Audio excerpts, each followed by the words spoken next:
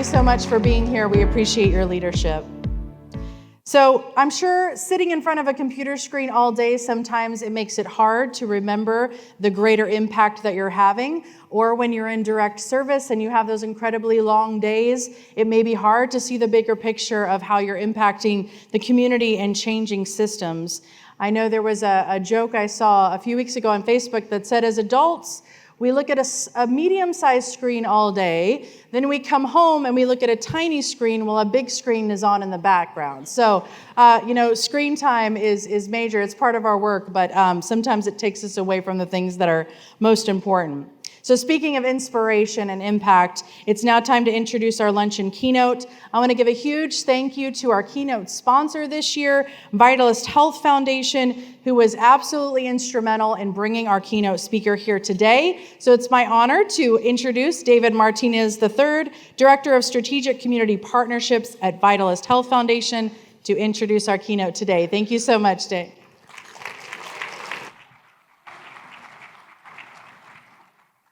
Hi, friends. How are you all doing? Wait, let me see. All right, now I recognize you guys. This whole Zoom screen that she was talking about.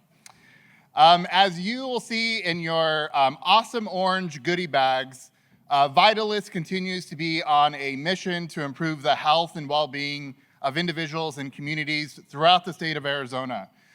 We continue to be committed to grow the capacity of this great nonprofit sector, working towards collective impact to make substantial impact towards health outcomes, holding a health equity lens.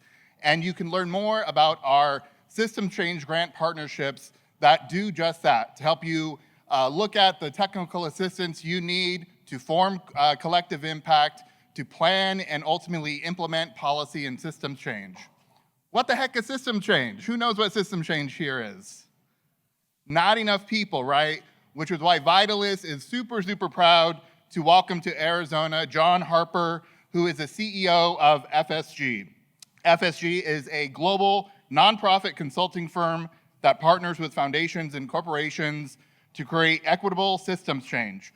Throughout his career, John has been a thoughtful and inclusive leader with a deep commitment to advancing equity, shifting power, and uplifting the voices of historically marginalized communities. At FSG, John has successfully led engagements with notable organizations such as W.K. Kellogg Foundation, the Cleveland Foundation, Aries Charitable Foundation, Aries Management, the James S. McDonald Foundation, and numerous multinational corporations.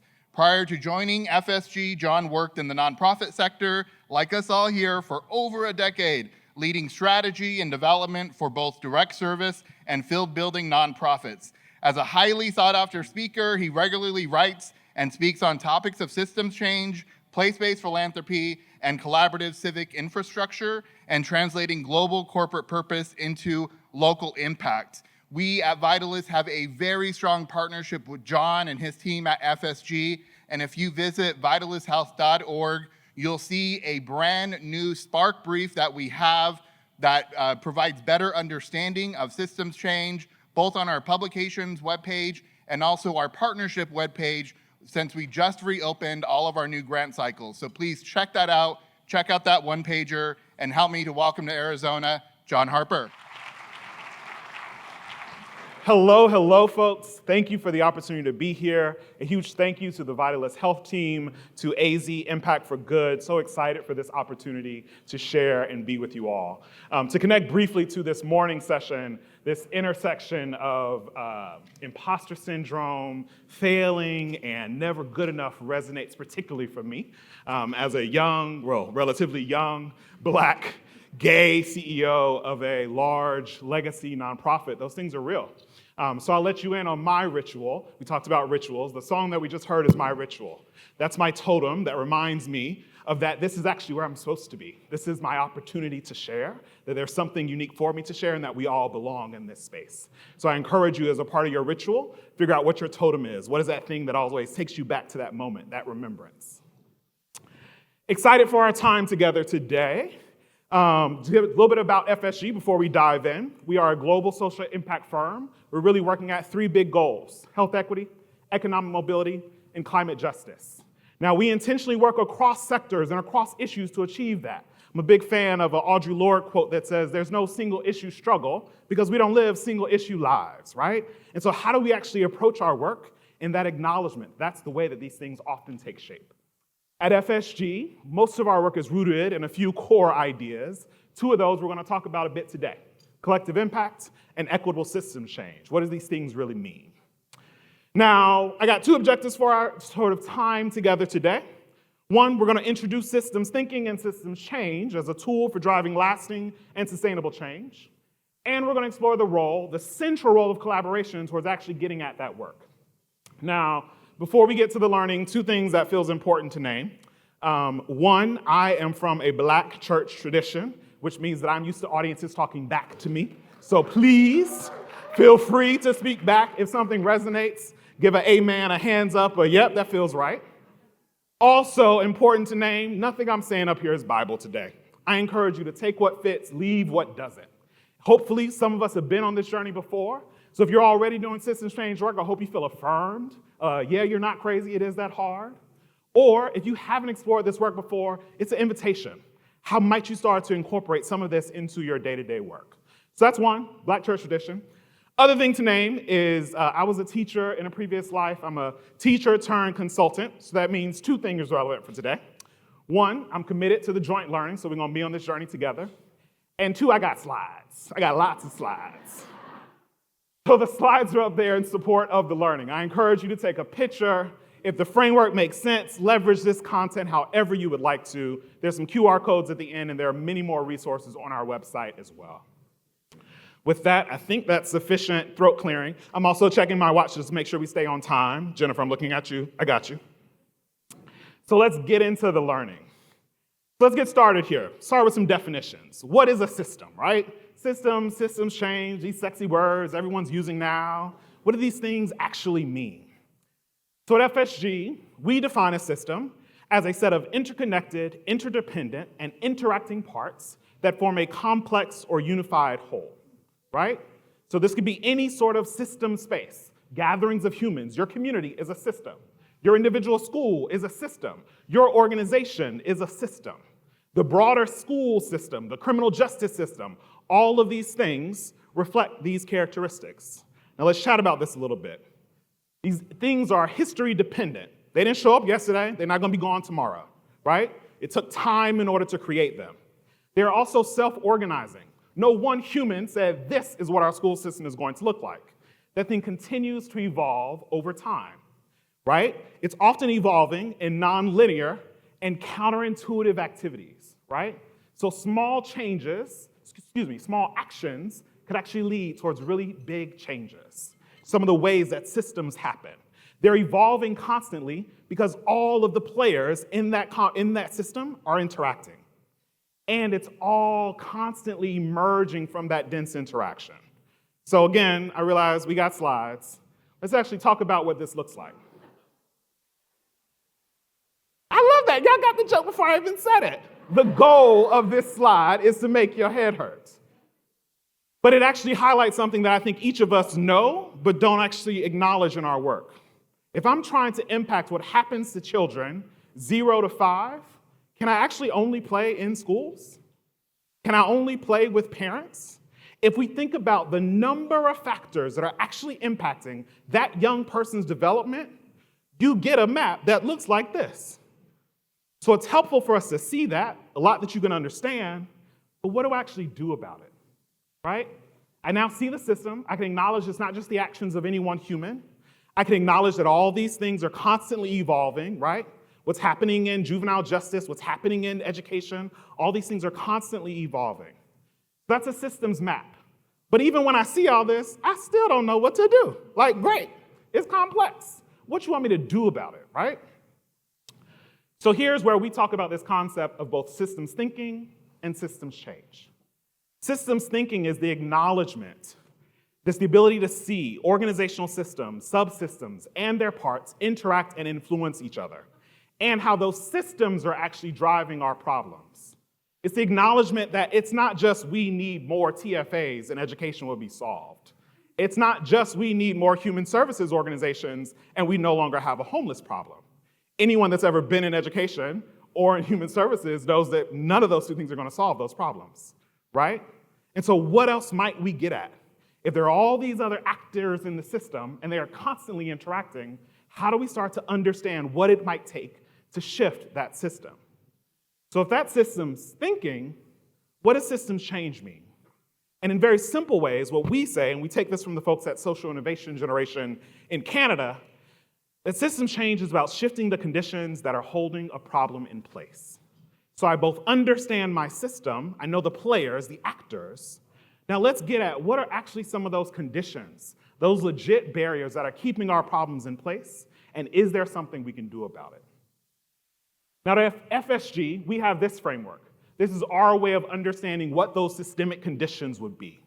It's the acknowledgement that just that top row, the area of explicit change where so many of us often focus, like direct service programs, just getting at policy, or perhaps we just need some more funding in the work, often doesn't solve all of our challenges. How do we start to understand what else might be happening in the system? It's actually true that those explicit elements of change rarely actually lead towards the long-term change that we're trying to see. There's something else happening, and how do we start to understand that? At FSG, we believe it's these other conditions, that there might be something tied to the relationships and connections in your system, that you might have some power dynamics that are not quite there, and perhaps most importantly, what's the underlying mental model, that narrative, that story that we're telling ourselves about what's possible or not? Is that shared? Who believes it? Who doesn't believe it? If we start to ask ourselves some of these questions, in addition to continuing supporting the programs and services, we might actually have a chance at getting something that looks a bit more sustainable, like long-term change. Now again, I realize that's a lot, so let's go through a concrete example. I said I was a teacher, so you got to put up with some education metaphors throughout the rest of this presentation. Hopefully everybody has been through some element of education, so this will feel a bit familiar. Let's start with something like third grade reading. So I think folks know third grade reading, critical factor towards long-term educational achievement. We know what it means in terms of a young person's growth. We also know that there have been long-standing disparities among children of color and low-income children when it comes to a metric like third grade reading. So let's take that as our problem. What's actually happening in this system? So let's start at this level where so many of us actually play. If I'm trying to address third grade reading, get my young black and brown kids, my low-income kids, performing at the same rate as their white and wealthy counterparts, what might I do? You might say, cool, let's make sure that we are prioritizing reading. Our curriculum should be mandated in the state budget. We should make it clear that this is a priority across our state. Perhaps we'll go at our practices. There might be some new ways to teach reading. Y'all doing sight words? Actually, we should start thinking about phonetics. Let's go after all the different practices of what we might pursue. Or perhaps there just isn't enough funding. The folks at Vitalist Health and other funders in the group might need to just fund folks to do more education. Now, any education folks in the room? Have we done all three of those things? Do we still have a third grade reading problem? So what's actually happening, even if we got more funding coming in it, we got multiple administrations saying this is what they're going to prioritize. Every other day there's a new tool that says this is the way we should teach reading. And so what's actually going on in the system? Let's look at this next component down here. Talk about the relationships and connections. Now, if anyone has a young person and you're trying to help that young person read, think about back to that system, right?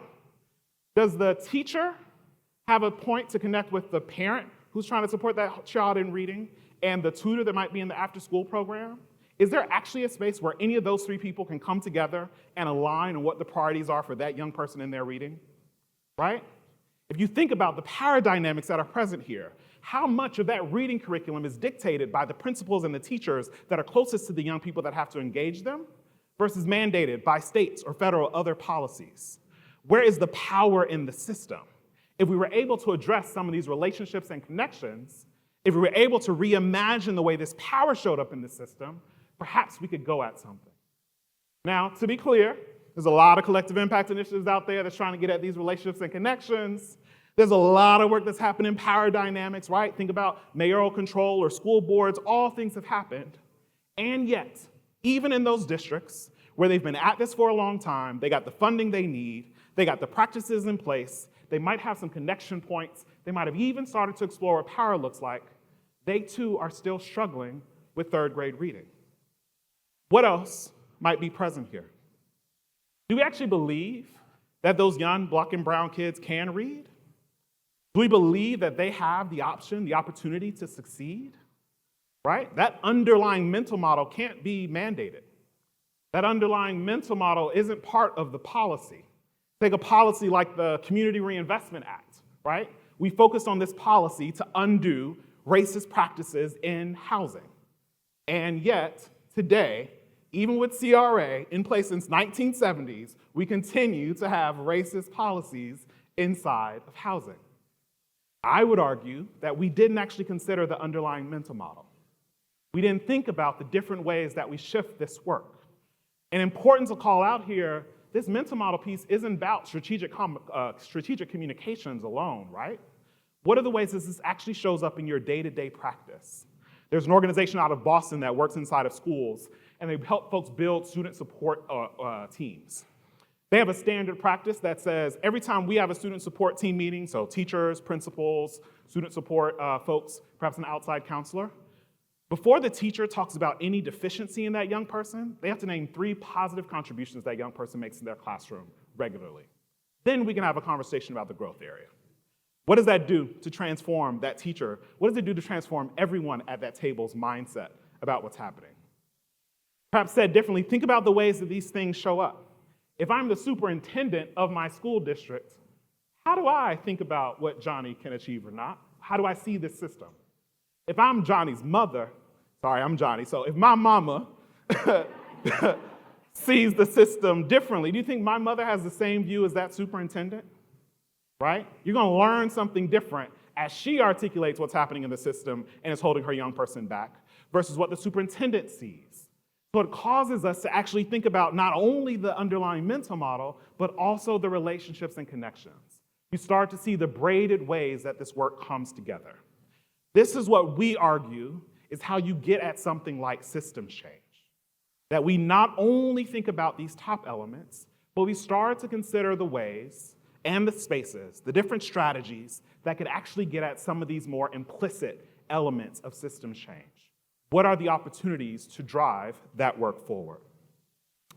Now, I realize system change is sexy, and so I always feel it's important to go through and have some caveats before we go too much deeper here. So let's make sure that we cover these elements. Number one, this is not an invitation for you to do everything that was on that previous slide, right? There is no one organization that is going to instigate systems change. That would be inherently false. It doesn't reflect systems thinking. And so you trying to take on that work will not work. That is not the goal here. Appreciate you. Number two, and this is the amen from me, I want to ensure that you don't walk away from this space demonizing that top row. I'm not suggesting that practices or policies or resource flows are not important. They are critically important. In fact, in working with the group out in Cleveland, what they helped us see is those are the things that are helping people right now, right? The systems change work is long. It's going to take us a while to get there. Systemic racism wasn't created overnight. It's not going to be abolished tomorrow. And so what are we doing to support people's immediate needs right now while we're on this long-term systems change effort? That's why we can't demonize that top row. So this is not an invitation for you to stop funding direct service nonprofits. That's not what I'm saying at all. It's actually an understanding of where are there gaps. If we only have direct service nonprofits in our community and no one's thinking about these other elements, we could scale those service nonprofits forever. It's never going to actually address the challenge. So the question is, what's going on in your system, and how do we start to see the way other things fit? Now, importantly, this change doesn't unfold, it's nonlinear. I think partly what's important to name here is that there's an opportunity to braid this work, right? If I am a direct service nonprofit, what am I doing that also gets at my mindset shift? The organization that I just named as an example, they are direct service, and as a component of their direct service, they are intentionally working at the mindset element of this change, right? So what are the opportunities to braid your strategies, regardless of how you might identify yourself? And then finally, the point that I made about my mom versus the superintendent. When we get into this work, we always have to look around the table. The view is going to be different. If you do this exercise alone, you're going to have a different takeaway than your CEO. You're definitely going to have a different takeaway than your beneficiary. And I would bet you probably have a different view than your funder, whether that be government funded or private funding. What's the opportunity to be in relationship, solve that relationships and connections issue, and actually start to do this learning together? Start to interrogate what's the system that we're trying to get at, and what might be holding that system in place. Now I'm going to pivot to get a little bit more explicit into this relationships and connections piece, but I'm going to do a quick advertisement. If you're interested in diving deeper into system change, if you want to think about the way that the challenges that you're working on, what are the systemic conditions holding those in place, come to my breakout session at 2 o'clock, and we will have a chance to do that together. We'll have a bit of a worksheet to really walk through that exercise and think about what you might explore. But now that we've applied this systems lens, realize we're moving a little quick, let's put back our hat on how most of us show up day to day. So what we say is oftentimes our traditional problems are not solving the most complex problems of our society. If we're honest with ourselves, the way this typically plays out is that funders pick individual grantees. As a result of that, these organizations often work separate. And if we're honest, we compete, right? A funder of mine used to say the pointy elbows of do-gooders. It's hard in these streets. So you got to figure out how to sustain your work, right? If we're honest with ourselves, we got philanthropy funding nonprofits over here, corporates doing what they want to do, the government might be lining whatever they want to do, and it's all disconnected. Our interventions, again, if we're honest with ourselves, rarely actually have those relationships and those inputs with the folks that are most directly impacted by the problems. For all our evaluators in the room, the elusive randomized control trial is what you're trying to get at. Demonstrate, yes, I can make this work, or here's how I can prove that it works, as opposed to what would it take to make this work in whatever context that it might show up in. And then finally, we think about change really rooted in this idea of let's just get bigger. If we just had more homeless serving nonprofits, then the homeless problem would go away. So let's just keep investing in them. And as a result, it creates this little sticks thing, right? Some little bright spots. I'm not suggesting we don't do great work. I've been in it too. I'm very proud of some of our successes. And I can acknowledge that after 10, 15 years of working in education, we haven't actually changed third grade reading for young black boys that look like me. So what else is going on here? How do we start to imagine a different way of going after this work? We would argue if you start to see the system, then you start to focus on the collaboration element. That if you start to understand that social problems and their solutions are much more likely to arise from the interactions of the many organizations in the system than any one silver bullet solution. I started out working in schools, and what we will often say is there's no 100% solution on how to educate a kid. It's actually 101% solutions in the way that we approach this. But how often do our grant portfolios or our fund theories of change or whatever other structures that we establish actually acknowledge that reality? So if we can understand that social problems are actually driven by this disconnect, these lack of relationships or flaws in the system, then we can also start to see that cross-sector alignment, the space where government, nonprofit, philanthropic, and corporate sectors come together. I'd actually edit this slide to say, and has community at the table. Where do those spaces exist in your community? There's researchers out in California that looked at 92 different cities and said, what was the difference between the cities who only grew in terms of economics, but increased their economic disparities between low income or folks of color, folks who were already marginalized, versus who are the ones that grew, and everyone grew as a result of it. They found 5 factors. I won't go after all of them, but the one important for this group, and put the researcher hat on a second, is this idea of an epistemic learning community, what they call inclusive civic infrastructure. Where are the spaces that your professional business class, your government agencies, your nonprofits, your funders, and importantly, your community are actually coming together to understand that shared destiny, to align on some shared goals, to figure out how we can put our resources together, to acknowledge that no one person in that room has the answer, and everybody in that room got a boss they're going to have to figure out how to put this work forward for. How do we start to have those honest conversations? That means that organizations are more actively coordinating their action, they're sharing their lessons learned, and again, everyone's working towards this shared goal, right? We're measuring the same things. We would say when we do this, our arrows start pointing in the right direction. We start to stop some of everybody's going each way, and instead we understand this is our shared goal, and here's my contribution towards that goal. It's not asking you to do dramatically different work. It's asking you to be in relationship with the other folks that are trying to get at the same objectives. Understand that. Understand how we break down some of the silos that we typically navigate in. So why does this matter for system change, right? It's a fun visual to have all the arrows pointing into one way, but let's talk about what does it actually mean to get there, right? Collaboration forces us to align our disparate views. Doesn't ask you to change, I don't care about this thing. You actually got to hold true to your values. And as John Powell would say, that if we work towards bridging across lines of difference, we'll start to see much more of our shared goals. It's working at the intersections of issues to solve problems beyond one's own spheres of influence. So perhaps your lane is not actually a policy influencer. You'd have to build a whole new practice to go after that, and we know funders don't pay enough for folks to do that, right? So then you don't need to be the one to build it. But I would argue you should definitely be in relationship with the folks that are doing that work. And what are the spaces to actually connect in that way, right?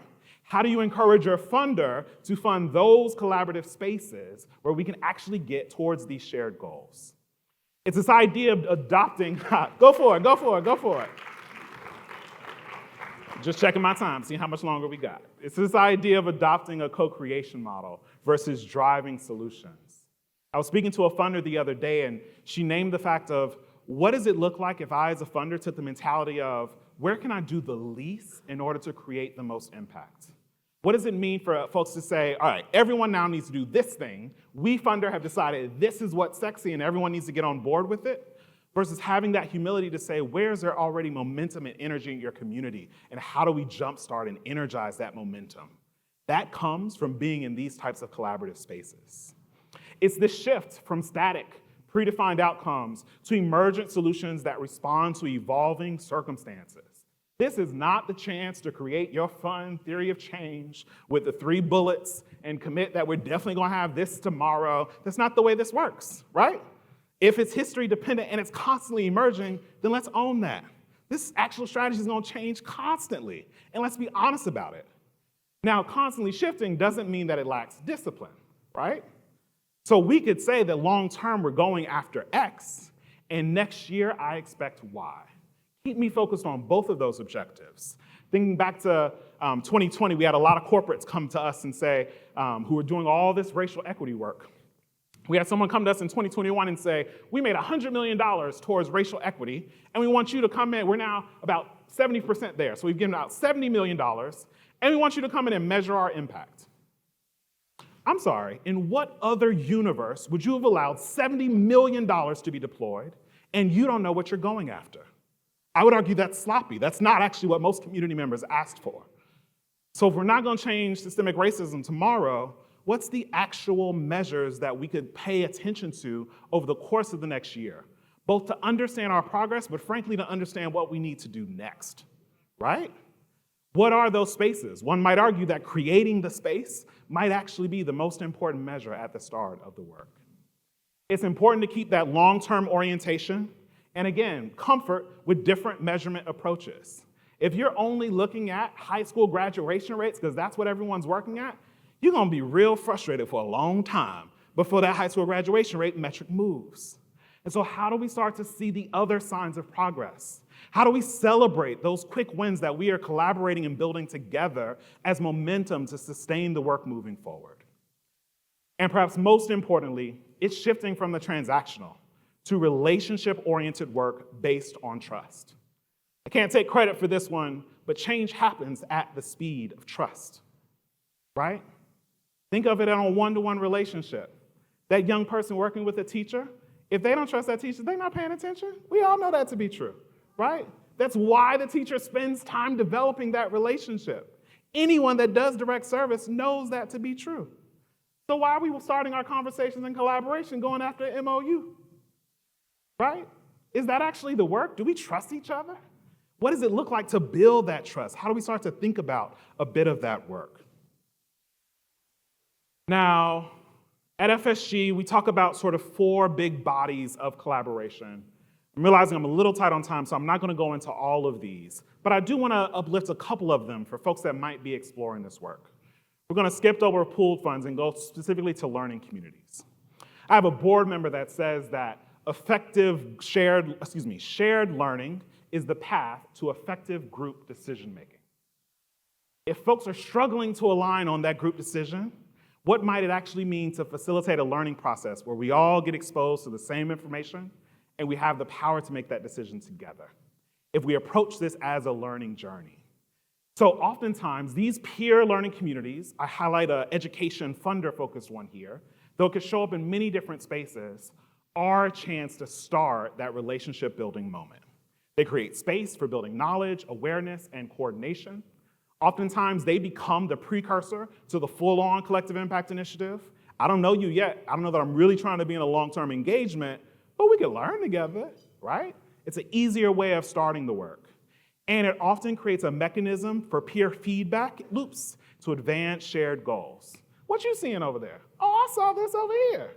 Where are the spaces that those conversations happen, right? Is it just in a set of CEOs' text messages?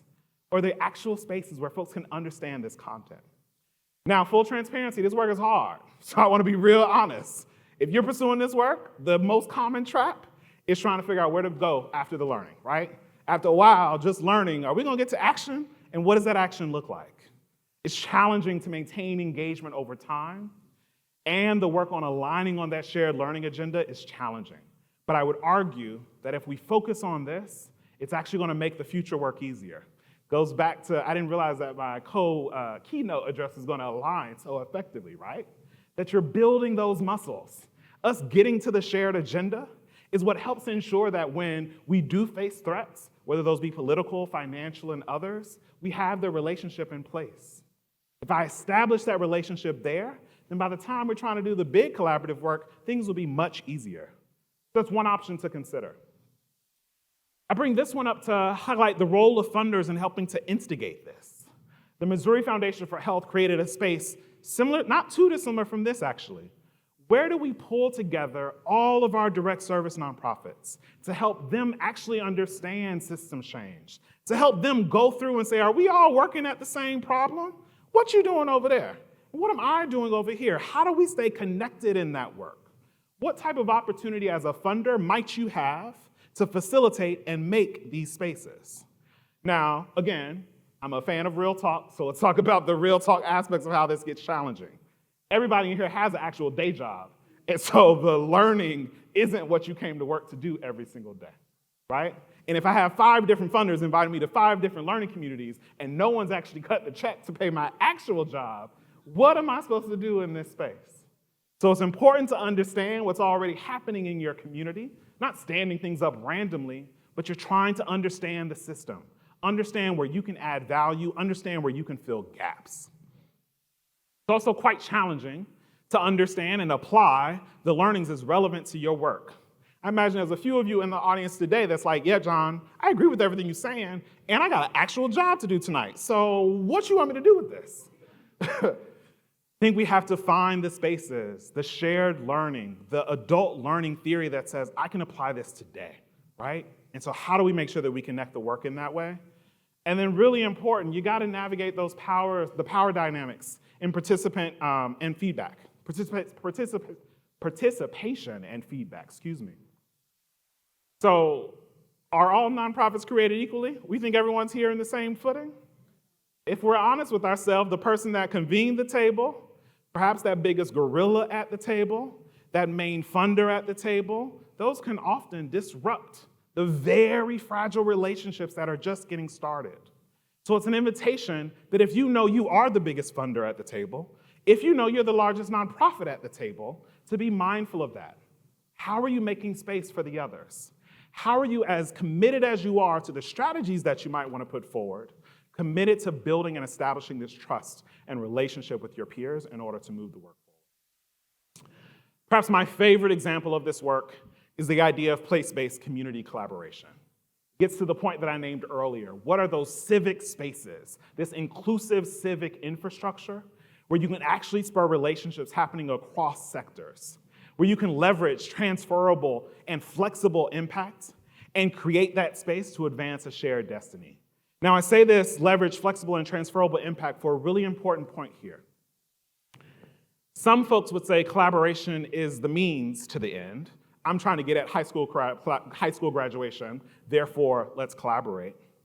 Some of us would argue that collaboration might actually be your end as well. If you had those spaces, that infrastructure in place, what else could it unlock? The number of collective impact homeless initiatives that I know in cities across the country, where when COVID hit and mayors and other administrations had to quickly deploy resources, get them out into community, they went to those pre-established tables to figure out how to do it. The majority of the IIJA, IRA, and every other alphabet soup of recent legislation that came out from the Biden administration about getting at energy, almost all of it requires some flavor of community infrastructure in order for corporates to work at. There's the United Black Fund down in Houston. They've been around collaborating for 30 plus years. They just got the EPA's grant in order to move their work forward around energy today. That work started out as homelessness and civic engagement. So what I'm naming is if we can actually build this collaborative infrastructure, it becomes quite flexible. You'll start to understand and unlock all types of opportunities for your organization and for your communities. So yes, think about that long-term goal, but also be quite mindful about the ways that we're actually funding and supporting the collaboration at its core. Final thought to offer here before we wrap up. All of these collaborative models are often advanced when we think about the simple concepts of collective impact. Now, this is another one of our frameworks, our tools. We host the Collective Impact Forum along with our colleagues at the Aspen Forum for Community Solutions. This is the idea that collaboration doesn't just happen because we will it. It requires investment. It requires intentionality. It requires a different flavor of leadership. And how does one go actually about building those skills? Now, to make sure we're aligned on definitions, at FSG, we define collective impact as a network of community members, organizations, and institutions that advance equity by learning together, aligning, and interacting their actions to achieve both population and systems level change. Now, I'm not going to go through all the principles of practice here, but encourage you to think about, as you're at collaborative tables, how much of this have we done? Is there an opportunity for us to go more, to do more in any of these one spaces? Where might we explore the next space to go if we haven't yet addressed one of these things? Or perhaps most importantly, what if this is completely irrelevant for your space? Again, this is not Bible. Take what fits, leave what doesn't. All these slides will be available later. Now, I've said a lot over the course of the past 45 minutes or so. The teacher in me says that adults learn best when we have a chance to reflect. Think about, of all this conversation, what are you going to take away from it? So I invite you to that final reflection before we wrap up here. Number one, if you remember nothing, think about these things. What's going on in the system you are seeking to shift? What systemic conditions might be holding those problems in place? What yet haven't you considered about that system? Number two, who's connected in your system? Where might strengthening relationships enhance your transformation effort? What's the equivalent of that teacher, parent, tutor model? How does that show up in your space? And where are you creating those opportunities for connections across? And then as an invitation to everyone in this room, who are your collaborators? Who's working with you out here? None of us are islands unto ourselves. It's going to take all of us to get towards the change that we want to see long term. So I encourage you to reflect on who are your collaborators and how are you maintaining that shared vision for change. You saying that you executed an MOU 3 years ago probably doesn't get you there, right? What are the spaces ongoing that we're maintaining those connections? If the system is constantly evolving, how is our vision evolving along with it? How do we stay responsive into the work? Take 10 seconds or so. Silence makes me uncomfortable. So take a few seconds and reflect on this point, right? What are you taking away from this conversation? What might you apply as you return home? I want to say thank you again to AZ Impact for Good and the Vitalist Health team for inviting me. Again, if anything on systems change resonated with you, please holler at me at 2 o'clock. We will go even deeper. If you don't have a chance to join us later today, I encourage you to check out our website. All these QR codes have different white papers, frameworks that we've offered, different spaces where you can go to learn more, dive deeper. I particularly encourage you to check out the Collective Impact Forum and the Systems Thinking Tool. Like, what can you do? These are legitimately, like, if you got an hour-long meeting, here's the ways that you could prioritize shared learning. Here are 3 discussion questions to get the group started. So we believe in practical, tactical tools that enables those of us who are doing the work to actually move that work forward, and I encourage you to check those resources out. Again, my name is John Harper. Thank you so much for the time, and I hope you enjoy the rest of the afternoon.